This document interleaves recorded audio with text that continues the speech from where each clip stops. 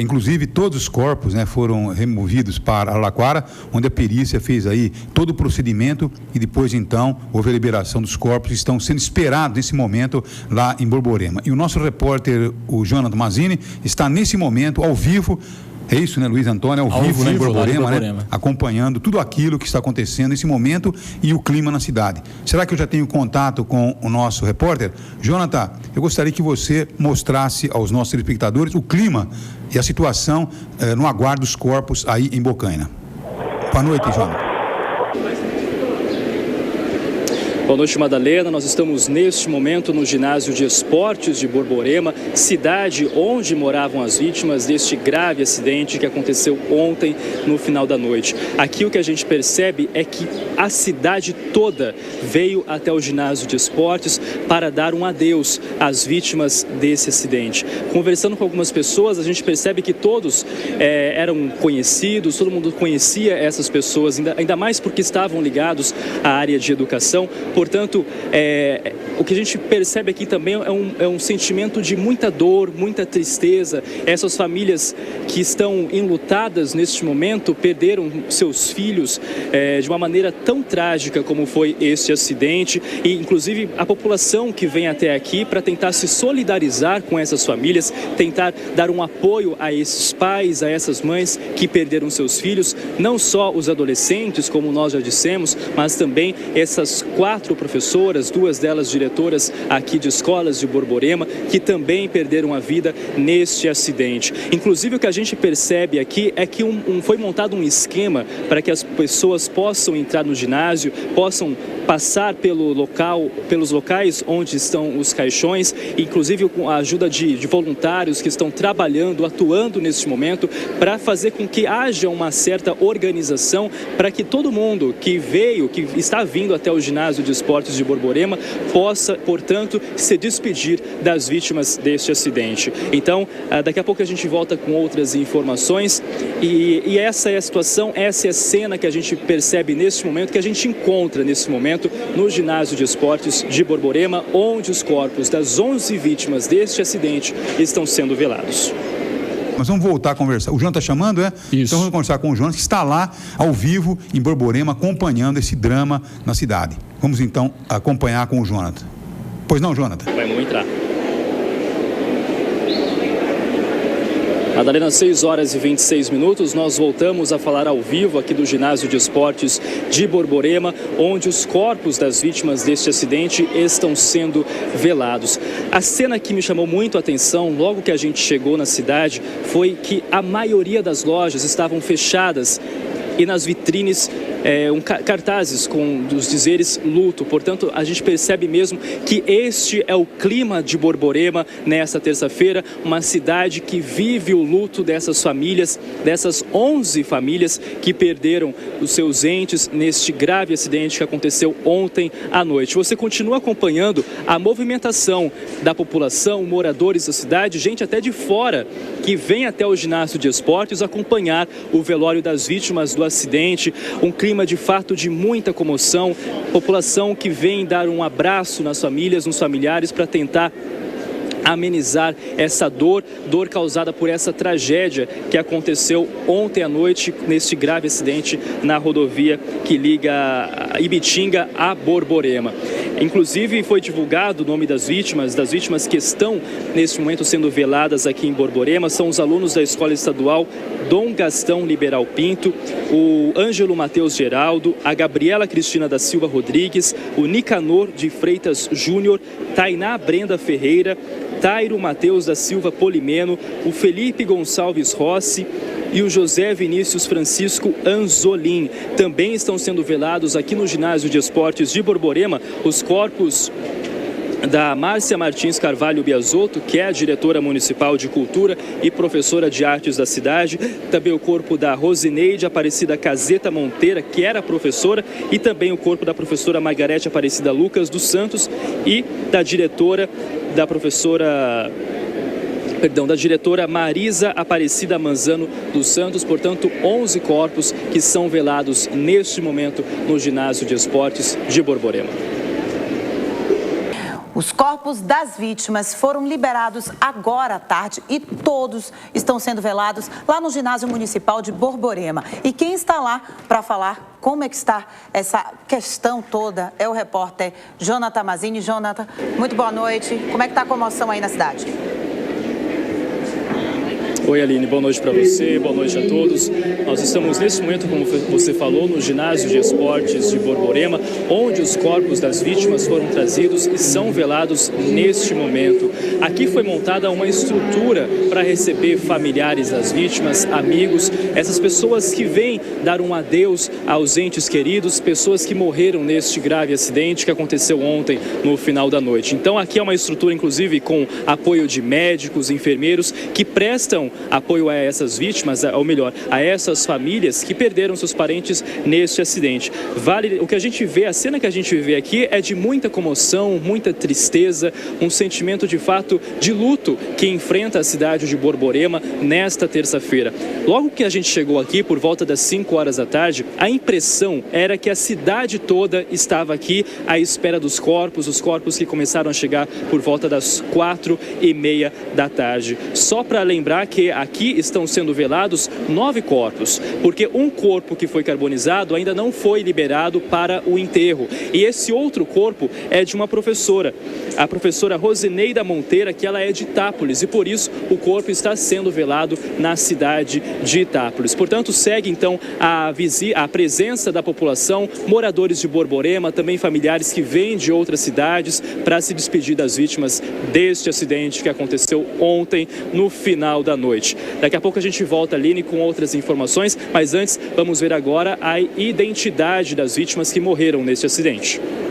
A lista de mortos no acidente inclui a diretora municipal de cultura e professora de artes, Márcia Martins Carvalho Biasotto, as professoras Roseneide Aparecida Monteira e Margarete Aparecida Lucas dos Santos, a diretora de uma escola municipal, Marisa Aparecida Mansano dos Santos, e os alunos Ângelo Matheus Geraldo, Nicanor de Freitas Júnior, Tainá Brenda Ferreira, Tairo Matheus da Silva Polimeno, Felipe Gonçalves Rossi, José Vinícius Francisco Anzolim e Gabriela Cristina da Silva Rodrigues. Ao lado, todo mundo triste e vamos pra frente, né? Leandro, de 17 anos, estava sentado na última cadeira do ônibus. Dormia quando aconteceu o acidente. Eu tava um buraco aberto, não tinha nem janela, abriu um buraco grande. Aí eu peguei e pulei lá, ainda caí de joelho, ralei aqui. Alívio para a mãe. Meu Deus do céu! A coisa mais gostosa que tem nessa vida. Nasceu de novo, né? Falei que agora ele faz aniversário 2 vezes por ano. Pois é, há quem esteja sorrindo como essa mãe, mas tem muitas outras famílias alimentando a dor e o sofrimento. Nós vamos voltar a falar ao vivo com o repórter Jonathan, que está lá no ginásio de esporte acompanhando o velório das 9 vítimas. Jonathan, teve muita manifestação de apoio a essas famílias? Muita, Aline. Isso é que a gente vê o tempo todo aqui, a cada instante chega novas pessoas que ainda não conseguiram vir porque trabalham fora. Como eu disse há pouco, né, o comércio hoje fechou mais cedo, logo depois que a notícia se espalhou pela cidade, que todo mundo já está sabendo, as lojas que fecham geralmente às 6 horas da tarde, hoje, por volta de meio-dia, já estavam fechadas, e na frente dessas lojas o que a gente percebia, o que a gente via, na verdade, eram muitos cartazes com a palavra luto, né? Então a cidade, de fato, está de luto nesta terça-feira. E há pouco nós falamos também sobre a rodovia, né, sobre o perigo dessa rodovia, e isso a gente ouviu aqui de muitas pessoas, muita gente, muito motorista que transita por essa rodovia e que fala da falta de segurança e da imprudência de muitos motoristas. Estou aqui com a Rose, que é a professora que mora em Novo Horizonte, cidade próxima aqui a Borborema, mas que dá aula em Borborema e por isso todos os dias precisa viajar até a cidade. Rodovia complicada, né, Rose? Muito, demais. Os caminhoneiros geralmente não respeitam. Já aconteceu aconteceu várias vezes, né, de jogarem a gente quase para fora. Se eles percebem que é mulher no volante, eles grudam na traseira do carro. É um horror. Você não consegue ultrapassar. Tem um número enorme de treminhões, né, bitrem. Geralmente eles andam grudados um no outro. Você não consegue, não tem espaço e eles não respeitam mesmo. Jogam, aconteceu várias vezes com a gente. Você acha que toda essa imprudência, tudo isso que você citou, contribuiu para esse acidente? Então, não sei qual foi a causa, né? Mas devido à imprudência de muitos, isso a gente já sabia que um dia iria acontecer. A gente não imaginava, né, que fosse nessa proporção. Não sei o que de fato aconteceu, se era o motorista que estava errado, né? Mas a imprudência, o que eu vejo é todo santo dia. Eu transito por essa rodovia, né? Apesar, é a continuidade do pedaço, porque Novo Horizonte fica depois de Borborema, né? Mas é a mesma rodovia. Certo. Você era amiga das vítimas, qual que é o sentimento agora? Não dá nem para explicar, é uma dor assim que não tem tamanho. Era amiga, né? Trabalho na escola já faz um bom tempo, né? Então eu falo, a escola acaba sendo uma família, então é como se a gente estivesse perdendo um ente da família mesmo. Obrigado, viu, Rose, pela sua participação. E lembrando, inclusive, que a Fundação Memorial América Latina, onde os jovens estiveram visitando na capital paulista, enviou uma nota de pesar ao trágico acidente envolvendo os alunos da escola de Borborema. No texto assinado pelo presidente do memorial, João Batista de Andrade, ele lamentou o acidente com os jovens que visitaram o espaço na viagem a São Paulo e transmitiu condolências aos familiares. O prefeito de Araraquara, Marcelo Barbieri, que é presidente da Associação dos Prefeitos da região central do estado, grupo que inclui a cidade de Borborema, enviou nota prestando solidariedade e colocando a cidade à disposição para auxiliar nos trâmites necessários. Vale lembrar que os corpos ficam aqui durante toda a madrugada e o enterro está previsto para acontecer amanhã, a partir das 8 horas da manhã. Aline. Muito obrigada, Jonathan. Parecia que a cidade toda estava lá. Era preciso ver de perto o tamanho da tragédia. Era preciso estar lá para sentir a dor de quem perdeu um amigo, primo, irmão, mãe, filho. Talvez este seja um dos raros momentos em que o silêncio se torna capaz de dizer tanta coisa. À frente do caixão da professora, Letícia vê no celular a foto enviada por amigos que fizeram uma homenagem às vítimas. A jovem de 13 anos tenta imaginar como será voltar para a escola diante do que aconteceu. A gente vai entrar na escola agora, a gente fala dos professores, amigos, deles correndo no corredor lá da escola. Na mesma escola estuda Yasmin. A adolescente também não imagina como serão as aulas daqui para frente. Eu acho que esse ano acabou a escola, não vai ter mais, sabe? Eu acho que todo mundo mesmo chegando lá vai sentir muita falta dos professores, vai ser um baque, um choque muito grande para todo mundo. Nesta sala do ginásio, uma enfermaria foi montada para atender amigos e familiares das vítimas. Aos 41 anos, a técnica de enfermagem nunca imaginou viver um dia como esse, ainda mais na própria cidade. Nunca imaginei chegar numa situação dessa. Pelos meus 41 anos, eu nunca vi uma situação dessa aqui nessa cidade. Agora são 8 horas da noite, acaba de chegar ao ginásio de esportes o último caixão, trazendo o corpo de um jovem de 15 anos.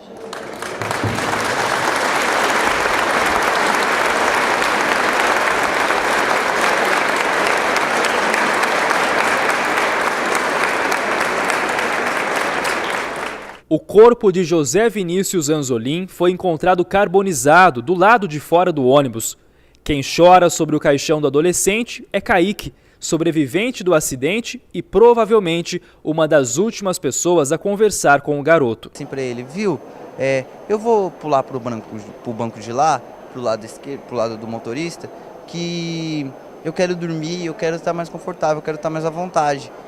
Aí ele falou, não, tudo bem, vai pra lá. A única certeza do amigo é que a velocidade como esse fato aconteceu não será a mesma que apagará a dor de uma tragédia que deve marcar a história da pequena Borborema. Não, a minha ficha não caiu ainda, mas a sensação de muita dor. Os corpos das 11 vítimas no acidente entre um ônibus e uma carreta no interior de São Paulo estão sendo velados no ginásio da cidade Borborema.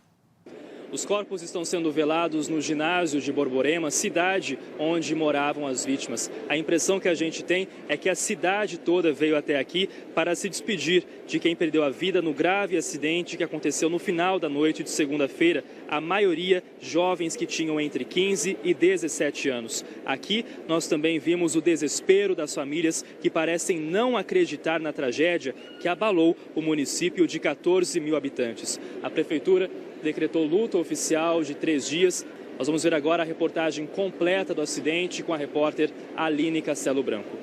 O ônibus com 35 estudantes e professores de uma escola da cidade voltava de uma excursão na capital ontem à noite, quando bateu com um caminhão que transportava óleo vegetal. A lateral do ônibus foi arrancada e o caminhão pegou fogo. 11 pessoas morreram no local, entre elas 7 adolescentes entre 14 e 16 anos e 3 professoras da escola. Os corpos começaram a ser removidos a partir das 5 horas da manhã, quando chegou a primeira equipe da Polícia Rodoviária aqui no local. 10 pessoas foram internadas na Santa Casa de Bitinga, 3 delas em estado grave. 2 foram transferidas no início da tarde para o hospital de Bauru. O motorista do caminhão sofreu apenas ferimentos na perna. Ele falou para mim que vinha vindo, certo? Ele falou que o ônibus invadiu o lado dele. Ele falou, não deu tempo de fazer nada. O ônibus cruzou na minha frente, pode ver que foi batido do lado direito. O acidente foi a 30 quilômetros do destino, num trecho da rodovia Deputado Leônidas Pacheco Ferreira, que está em obras. O DER disse que há placas a cada 5 quilômetros indicando os trabalhos e ainda sinalização sobre a velocidade máxima de 60 quilômetros.